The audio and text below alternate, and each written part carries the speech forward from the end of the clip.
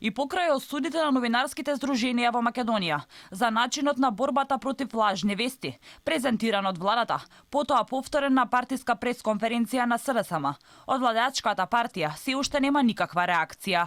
Начинот за борба против фейк ньюс во колумна со наслов "Слободата на говор не смее да се замолчи", Нинат Живановски го оценува како цензура.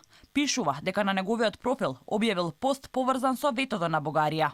На мој пост кој се однесуваше на ветото од Бугарија, коментар сподели пријател бугарин од Брисел дека Бугарија не го негира македонскиот јазик и идентитет, но дека историјата пред 1946-та мораме да ја смениме.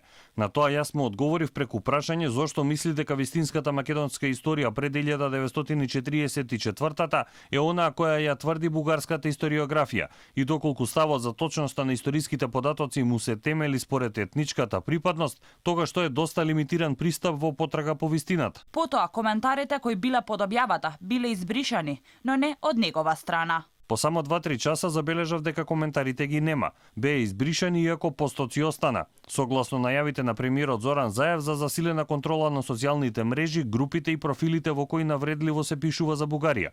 Предпоставувам дека мојот профил бил обсервиран и подлежен на интервенција на одделот во МВР кој се занимава со следење на говор на омраза кон Бугарија. Живановски прашува кој врши цензура и кој работи во факт-чекинг сајтовите за да биде доволно компетентен да одлучи што е лажна вест, а што не. И за новинарот Бранко Геровски, најавената борба против лажни вести од СДСМ е перфидно воведување цензура и кршење на член 16 од Уставот. Она што сега го прават владата и некои наши богати невладини организации е класична пропаганда во корист на СДСМ. Претходно реагираше и новинарот Саша Димовски.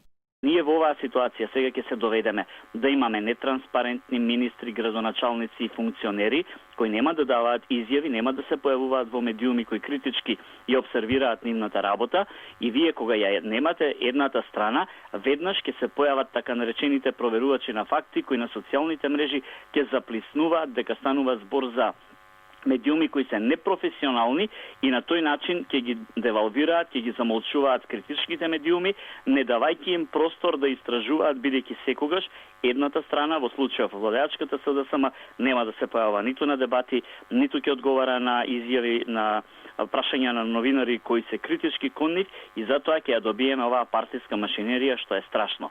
Владеачката СДСМ, повторувам, влегувајќи во устата на владата, покажа дека овде не станува збор за некаква демократија за која државата е заинтересирана, туку за демократија, односно за вистина која ќе биде само по волја на владеачката партија. Дали власта ќе успее во планот за борба против лажни вести на ваков начин е отворено прашање, особено откако голем дел од медиумските работници негодуваат на таквиот пристап.